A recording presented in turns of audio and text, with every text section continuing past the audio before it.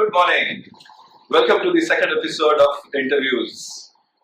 So, if you remember, last time we did an interview with Atanu and he gave his insight about how he developed his hobby of photography.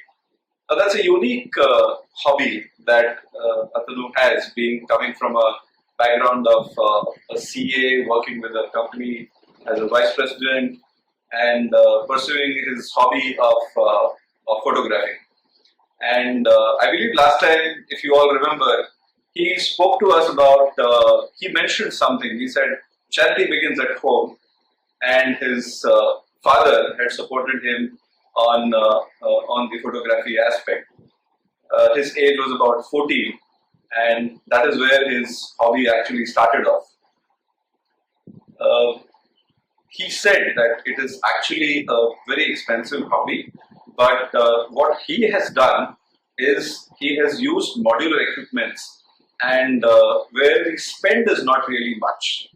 So taking this forward, and he also mentioned one very important thing, that when you choose a location for photography, it is based on nature, because he believes in the nature, and basis that he combines his hobby with a family picnic, and he goes to different places and he clicks great photographs, and that is how he makes himself more portable to whatever he does in terms of his hobby. He also mentioned last time that he has a very close friend of his who is a professional photographer, and he is kind of a mentor, and he follows him. Yeah. So to take this further on, let us invite Atanu again, and let us discuss some more technicalities of photography, some more questions that we are going to ask him about what are the kind of gears he uses, why does he choose specific gears, and what are the function of lenses, what are the functionalities of different lenses, how does he choose a lens. So let us know more in details about what he has to say about it. So let me welcome Atanu again for the second episode. Atanu, please once again, and it's a pleasure to have you on the stage. Yeah. So how are you? How have you been? Good, great, going, fantastic.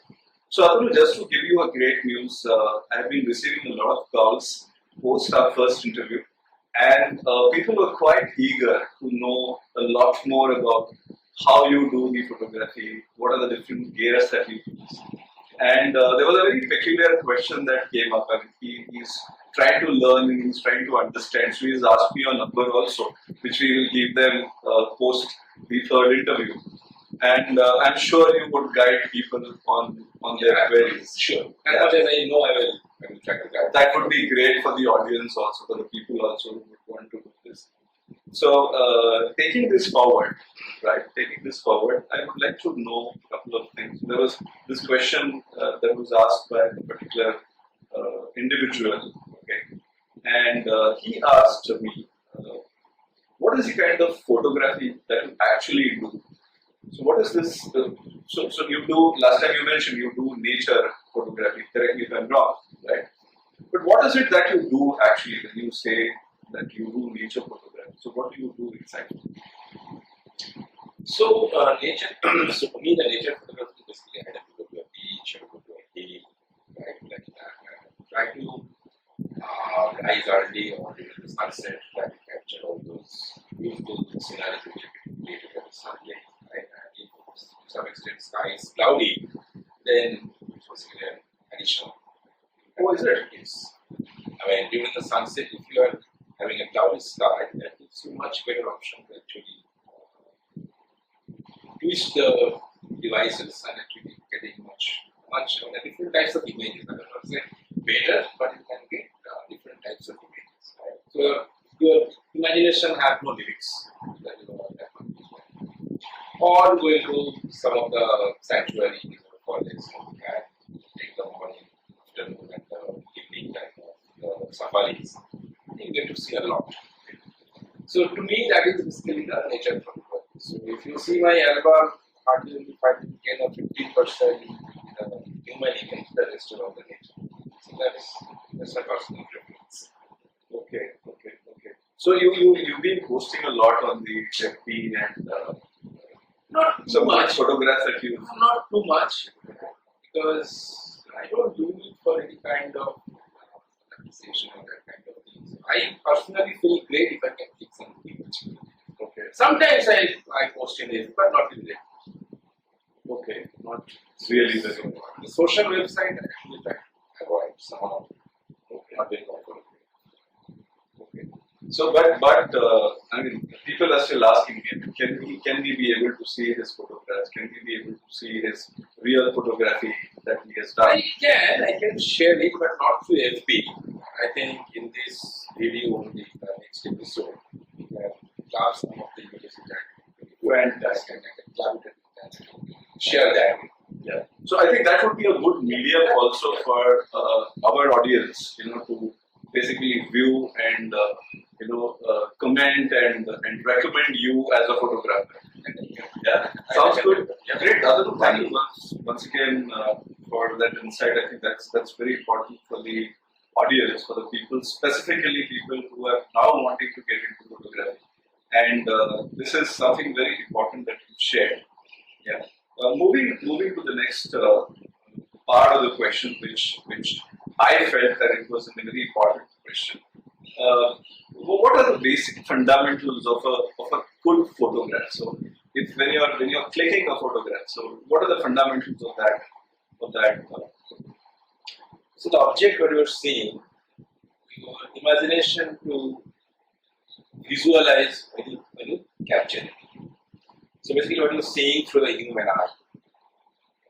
Can I able to see the same image when I am capturing? So that is one is the visualization. Which angle you will take to see a better composition. So composition is the thing is very difficult to make somebody learn. This is basically trial and error. If you are going for a nature photography, it is actually trial and error. And next is to some extent combination of the brightness, the contrast of the object, right? That will give you a better photography. Now, there are certain basic thumb rules, it's a different thing, but rest of the things is you have to practice. You can learn it only by trial and error. There are some tips you can get it, like I follow Jimmy Chin. There is a gentleman who is actually attached to the National Geographic. Jimmy Chin. Okay. So you can get some free advice from him. I also learned his website.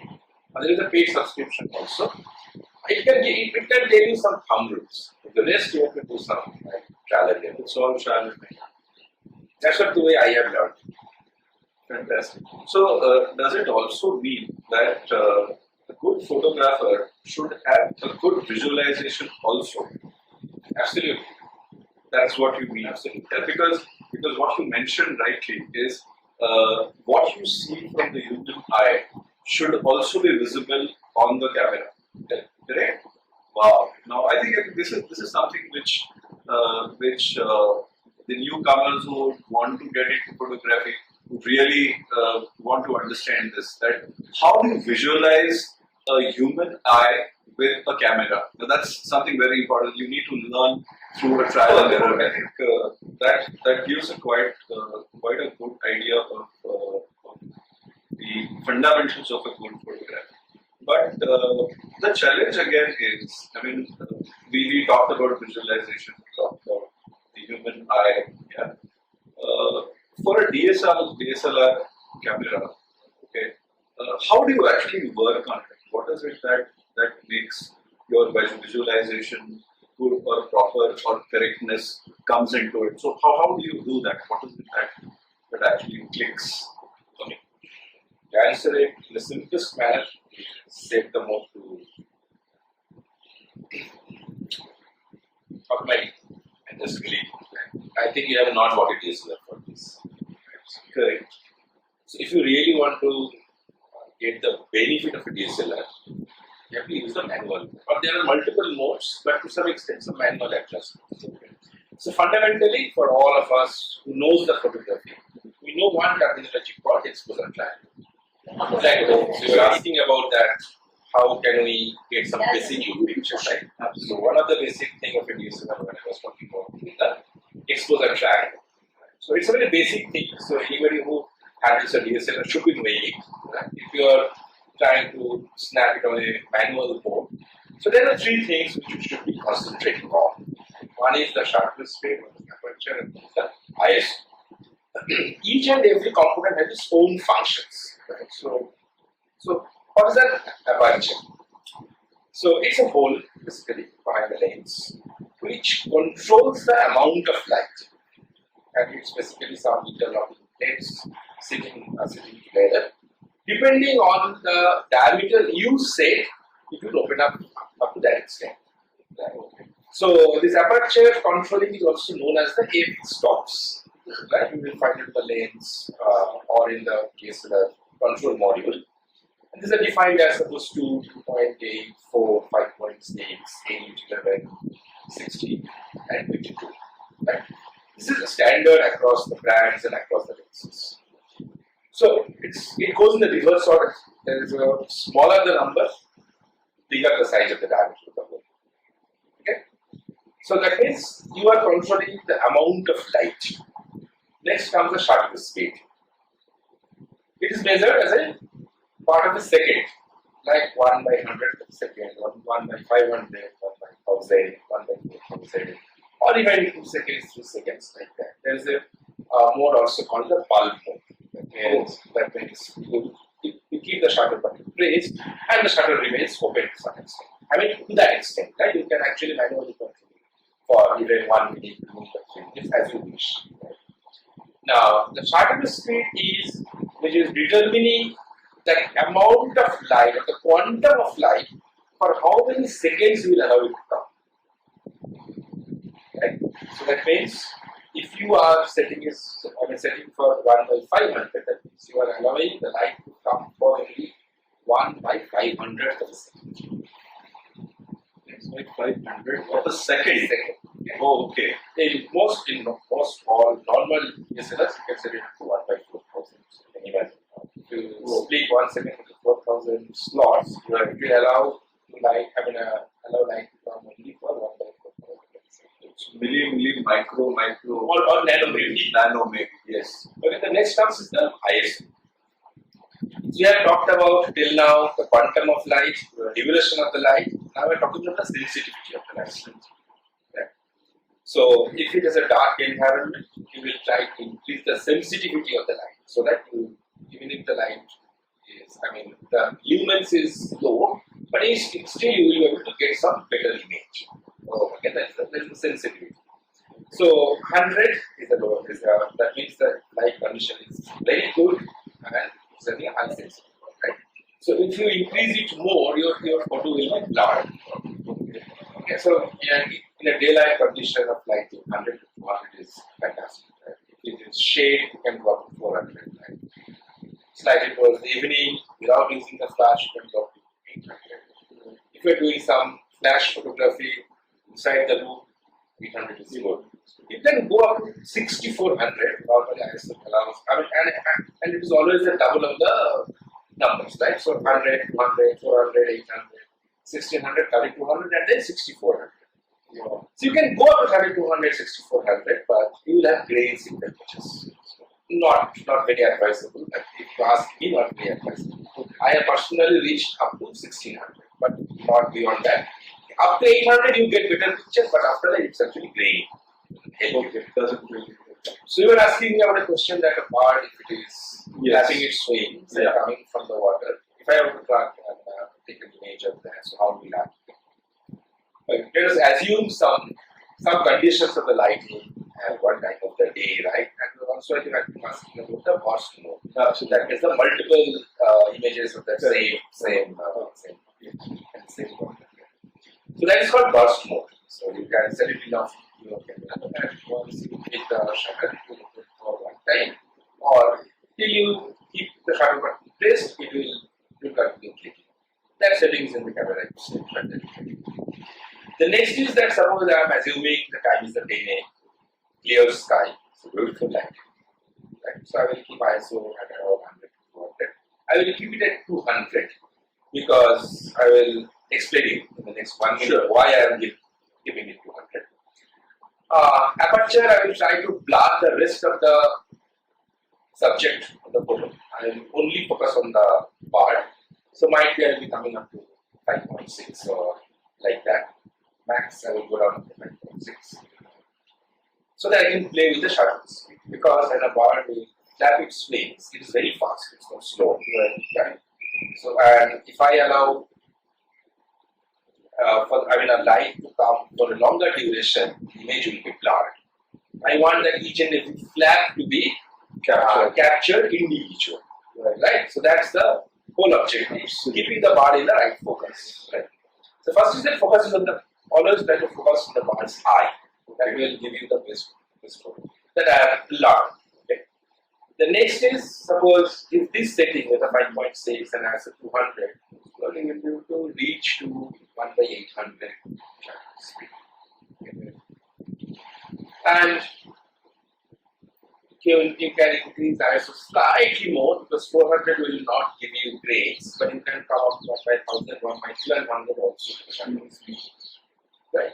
So you can see the DSLR that as long as the meter shows that you are either 1 point below or 1 point over the optimum image, it's okay.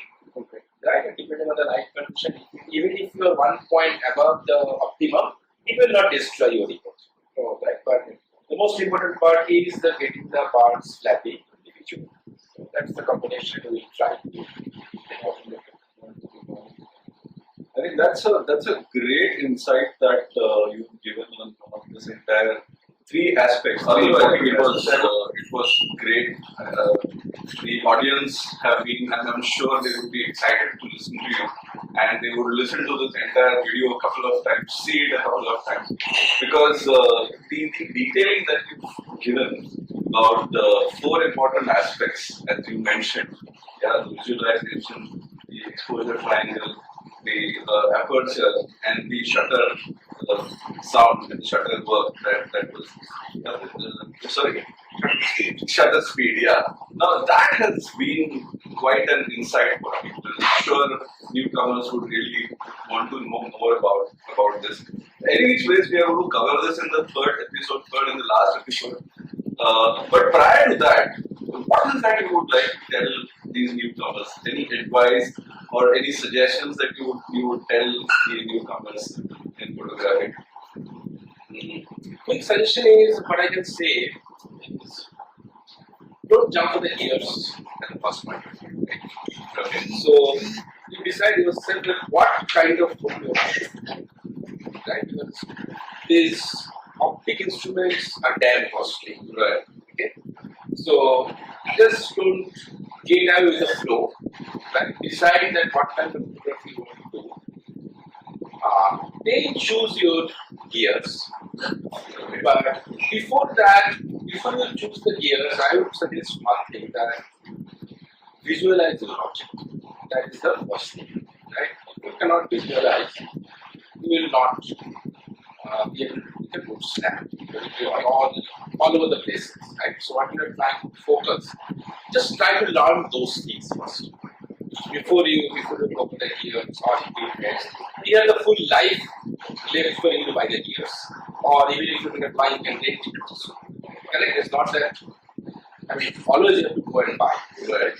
So first you decide what kind of photo you want to click and visualize your object, what you would like to do, and then you go for the gears. Okay? That is the basic steps which you should be following. So gears are basically catalysts to what you are trying to achieve, but that's not everything. I think the first thing is the visualization. That will be my 2 cents for the developers. Wow. Atanu, let me summarize this quickly. Yeah, for the audience and for the new interns or the new amateurs that I call them as. So friends, 4 important things what Atanu has said in this round of discussion that we had. So let me summarize this. The first thing that comes up is you need to understand how to visualize a picture. That's something very, very important that you need to do. Second is decide what kind of photography that you need to do, what kind of photography you want to actually do. Decide that. And very important, don't jump for gears. Don't immediately get into buying expensive stuff. I mean, it's up to you if you can afford to. You can always do that. But it is advisable to initially, do some testing for yourself. You can always rent it. You can always, ask your friend if somebody has one, and do your testing of your own. Yeah, I think these 3 points, 3 things are really very very important for starting up your hobby as becoming a professional photographer. I think that's all about it, and we will be surely back again with Atanu.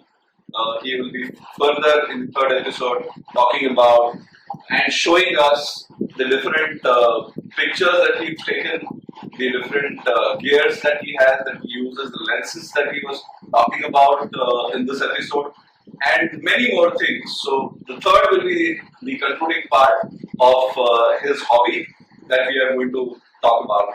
So see you very soon. You will be able to see this video on a very very soon. Thank you very much. See you back again. Just added a couple of photographs clicked by me. This is a bronze winged jacana. This is clicked in West Bengal. This is portrayed. This is also clicked in West Bengal at a place called Purvasthali. The next one is your owlet. So we have talked of clicking in the midnight. So this was clicked in the midnight in Kumbhargaon. This one is all of you know, common kingfisher, widely visible in and around Pune. This is a grey-headed lapwing. This is also clicked at Purvasthali. Purple swamp hen is also clicked at Purvasthali. The next one you can find grey heron with its catch. So this is at Kumbhargaon. And the next one is an egret in search of food. Obviously, he is very hungry. That's all from my side quickly.